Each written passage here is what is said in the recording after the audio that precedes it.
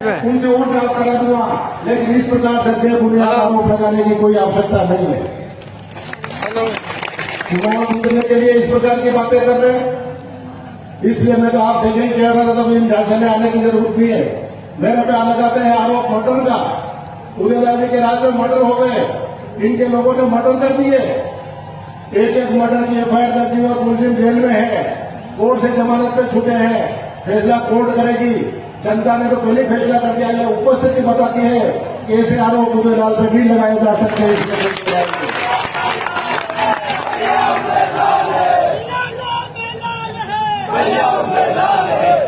जिस आदमी की बात करते हैं कि हमारा आदमी का मर्डर हो गया, तो हमारा भारतीय जनता पार्टी का झंडा केसुंडा में लगाता था, उसके वीडियो देख लीजिए। भुगतान पे पेट्रोल डाल डाल के लोगों को मारता था। ये आपस में क्राइम था, लोगों का गैंगवार थी, और गैंगवार में निवाड़ा में उस व्यक्ति को गोली मारी गई है और आप मुलजिम भी पकड़े गए और जेल में बैठे हुए हैं। क्या इनके भुगतान पे पेट्रोल डालने वाले इनके कार्यकर्ता है ब्लॉक अध्यक्ष इकाई के? केसुंडा में इनकी जाजम जमते नहीं, गुंडागिरी फैलाना चाहते हैं और ऐसे गुंडे को पकड़ करके इन्होंने ये काम दिया था कि केसुंडा की जनता आतंकित हो जाए, लेकिन केसुंडा की जनता आतंकित होने वाली नहीं है, ये मानता हूं। इनको केसुंडा से तकलीफ ये है कि जब केसुंडा की बेटी खुलती है तो जितने भी भारतीय जनता पार्टी के वो एजेंट बैठे रहते काउंटिंग में, वो बाहर निकल जाते हैं, विचलित हो जाते हैं। एक तरफा 4,000 नोट से 4,500 नोट से प्लस जाती है तो केसुंडा की ईवीएम मशीन है। इसलिए ये गुंडागिरी करके करना चाहते हैं, और ऐसे गुंडे जो गैंगवार करते हैं उनका सहारा लेकर केसुंडा को खराब करना चाहते हैं। उस व्यक्ति की यह हत्या हुई और मुलजिम अंदर बंद है और आरोप मेरे पे लगा रहे हैं। फैसला आप लोगों को करना है कि उसमें कौन इन्वॉल्व था। जहां जाते हैं विकास के मामले में कनेरा कांटे में जाके कहते हैं कि विकास तो बहुत हो गया, अब तो लिस्टें बनाओ, इनका इलाज करना है। अरे श्रीजनी, राजस्थान सरकार तो 25 लाख तक का इलाज फ्री वैसे कर रही है, आप क्या करेंगे?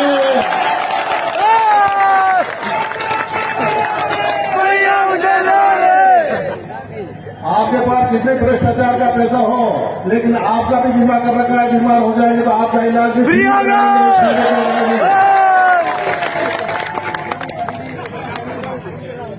दूसरी बात यह कहना चाहता हूं अपनी भाषा में, इस इलाज को नहीं समझा इसलिए बोल रहा हूं, सही बात है, लेकिन इलाज को दूसरी तरफ नहीं कहते हैं, देखूंगा तेरा इलाज कर दूंगा, ये कहते हैं ना। तो अगर उस इलाज की भी बात करो तो उनसे बड़े डॉक्टर मेरे पास हैं।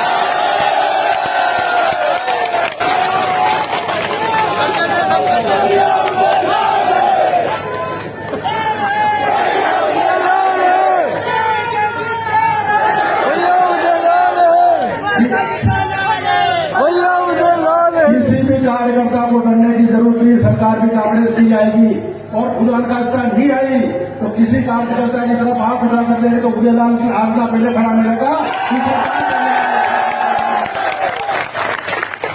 इस मंजिल तक यहां तक वैसे ही नहीं पहुंचा हूं।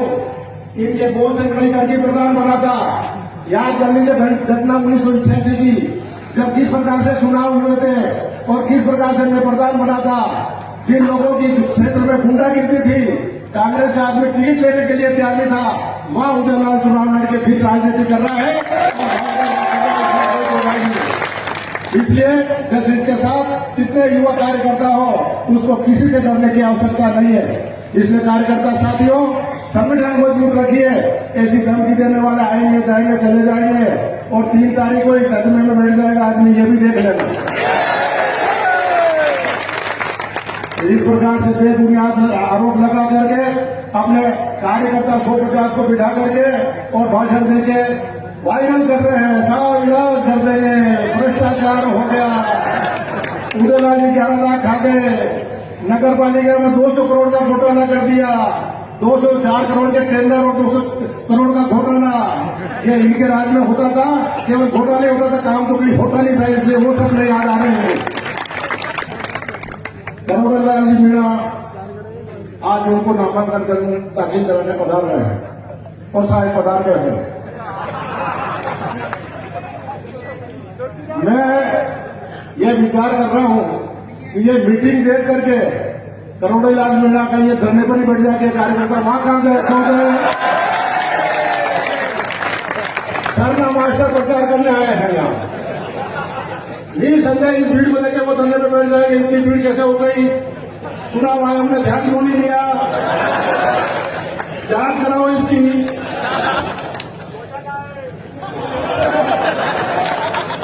कार्यकर्ताओं का घोटाला करके लाए हैं।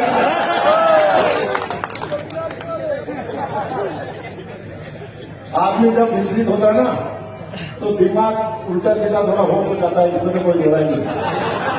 मैंने उनके पूरा विश्लेषण सुनी, उसमें ये भी कहा कि ये अस्पताल हमने बनाया।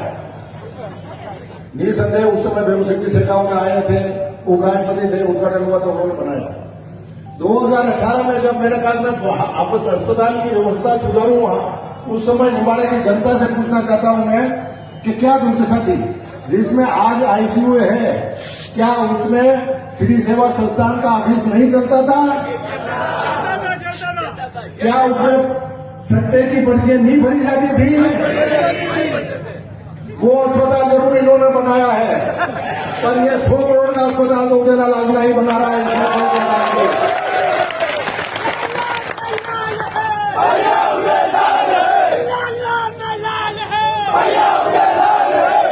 जो इस प्रकार की बातें करने वाले आदमी निसंदेह विचलित हो जाते हैं, तो इतनी भीड़ देख के तो हर कोई विचलित हो सकता। अगर मेरी सभा इतनी कमजोर होती तो मैं भी विचलित हो जाता। इसलिए बुरा मत मानना सिर्फ इनकी बात पर।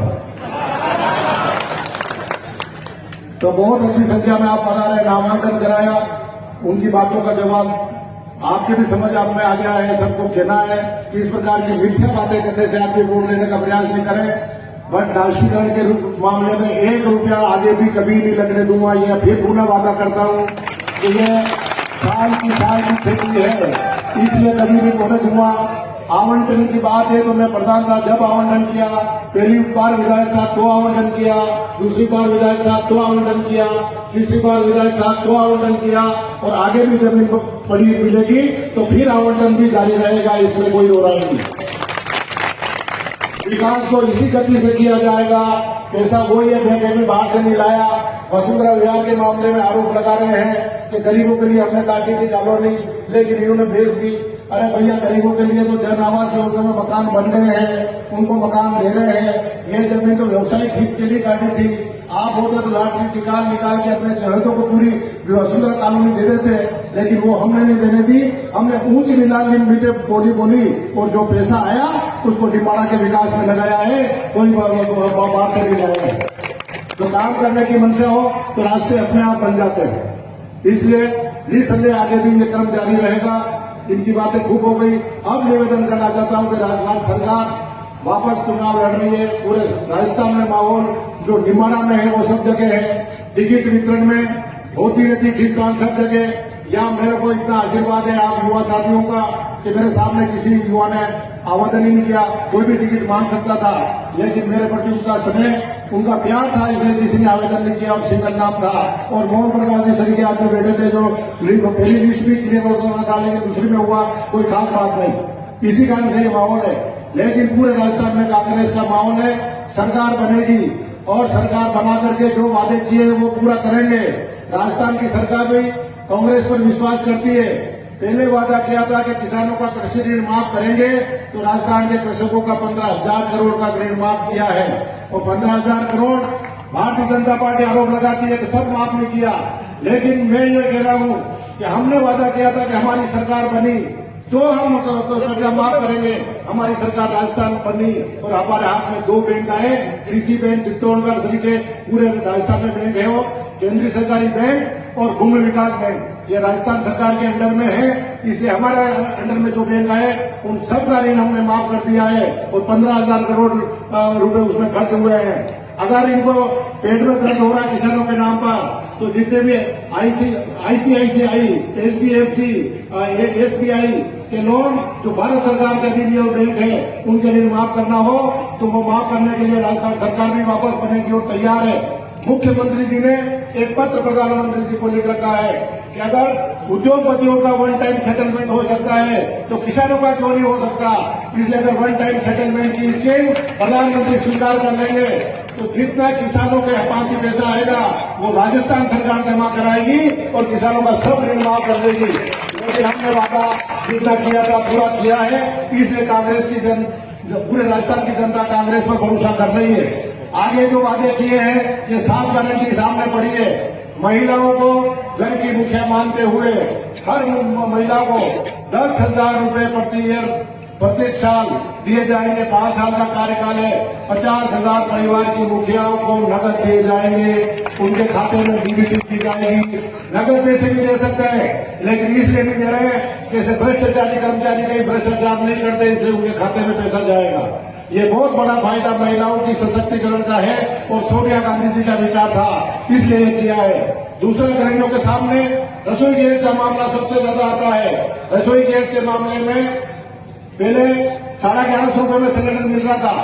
वापस जब चुनाव सामने आ गए, अशोक जी गहलोत ने 500 रुपए सिलेंडर देना शुरू कर दिया तो मोदी जी ने सोचा है कहीं मेरी जमीन नहीं खिसक जाए, इसलिए 200 रुपए घटाए। आज 950 या 1000 रुपए में सिलेंडर आ रहा है। और राजस्थान की सरकार बनी, कांग्रेस की सरकार बनी तो हम वादा करते हैं कि 500 रुपए में सिलेंडर 5 साल तक देंगे हर परिवार को। कोई एससी, एसटी, ओबीसी, स्वर्ण सबके लिए ये दोनों योजना है। जो बच्चा पहली बार कॉलेज में भर्ती होगा उसको भर्ती होते ही उसको लैपटॉप दे दिया जाएगा ताकि बच्चा अपनी पढ़ाई बढ़िया कर सके। इस प्रकार से खाद, गोबर का खाद भी अगर कोई काश्तकार बेचना चाहे तो 2 रुपए किलो में सरकार गोबर का खाद भी खरीदेगी, गोबर भी खरीदेगी ताकि उससे बिजली पैदा की जा सके, वापस खाद के काम में लिया जा सके, तो वो भी राहत मिलेगी। इंश्योरेंस अलग किया है खेती का, तो हर मामले में जो योजना आती है वो हमारा सरकारी दस्तावेज हो जाएगा और सभी योजनाओं को जैसे 2018 से 23 तक हमने लागू किया है वैसे आगे भी लागू करेंगे। ये भी भरोसा लोगों को है। इसलिए कार्यकर्ता साथियों से निवेदन करना चाहता हूं कि इनकी चर्चा घर घर जाकर करें और ज्यादा से ज्यादा वोट दिलाएं। वैसे भी निम्बाड़ा विधानसभा का रिकॉर्ड रहा है कि 84% का तो एवरेज पहले रिकॉर्ड टूट चुका है कि एवरेज 84% पूरे निम्बाड़ा विधानसभा का मतदान रहा है। अब के मेरे कार्यकर्ताओं से निवेदन करता हूं कि 90% का एवरेज यहाँ निम्बाड़ा का बिठावे, रिकॉर्ड बिठाएंगे तो अगला वाला चौकड़ी चुन जाए, राजनीतिक जीवन समाप्त हो जाएगा, ये मान लीजिए। तो पूरी ताकत से लग लिए आपके भाई बहन जिसने भ्रष्टाचार को आरोप लगाया उसकी राजनीति खत्म करोगे तो मानूंगा कि हाँ कार्यकर्ताओं ने काम किया। पूरे आप लोगों को बहुत बहुत धन्यवाद। पूरी ताकत के साथ आए, संगठन आगे भी मजबूत रखना है और किसी भी आदमी से डरने की जरूरत नहीं। अपन रास्ते जाते हैं, रास्ते आते हैं, ना कोई अपने गलत काम है। अपन अन्याय के खिलाफ लड़ने के लिए चुनाव लड़ रहे हैं और अन्याय के खिलाफ लड़ेंगे।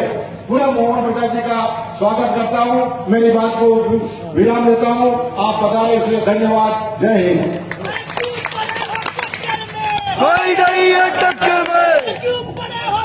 धन्यवाद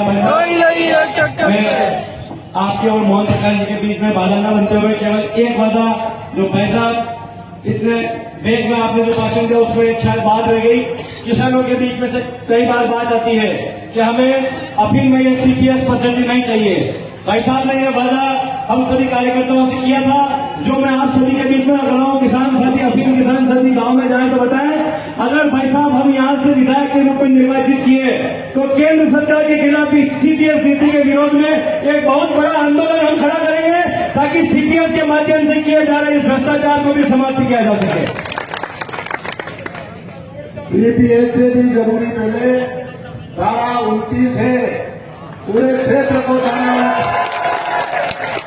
29 में ये बात इसलिए नहीं बोली, केंद्र का मामला है, राजस्थान सरकार के चुनाव हो रहे हैं। मैंने इसको रिजर्व लोकसभा के लिए रखा था, लेकिन रवि ने बात उठा दी है तो ये सीपीएस का भी मामला उठाएंगे और धारा 29 का भी मामला उठाएंगे। धारा 29 नहीं खत्म होगी जब तक अफीम कास्ट का न्याय नहीं हो सकता। हर आदमी को पुलिस परेशान करती है, नारकोटिक्स परेशान करती है, दलाल परेशान करते हैं और किसान को बर्बाद करके रख देती है।